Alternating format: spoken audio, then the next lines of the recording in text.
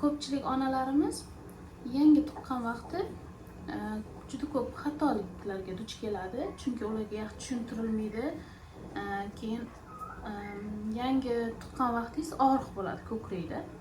O'shaning uchun emgizmaslikka harakat qilamiz, og'riq his qilmaslikka, lekin qanday salbiy oqibatlarga olib kelishini bilmaymiz. Endi tuqqan vaqtingiz ko'pchilik onalarimizga boshida sut yaxshi kelmaydi 3 kunlar.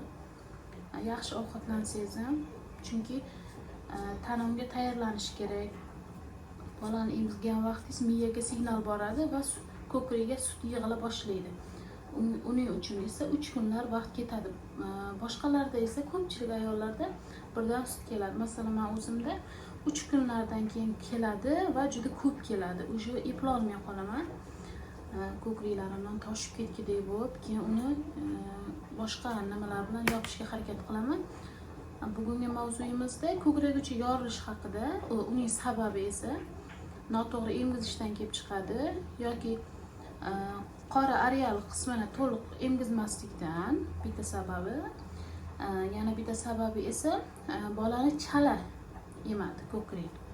To'liq emmaydi. To'liq emgizmasdan boshqa ko'krakga olasiz, ko'krakda sut qolib ketadi. Bu qolgandan keyin tanamizda, ko'kragimiz sohamizda og'riq paydo bo'ladi.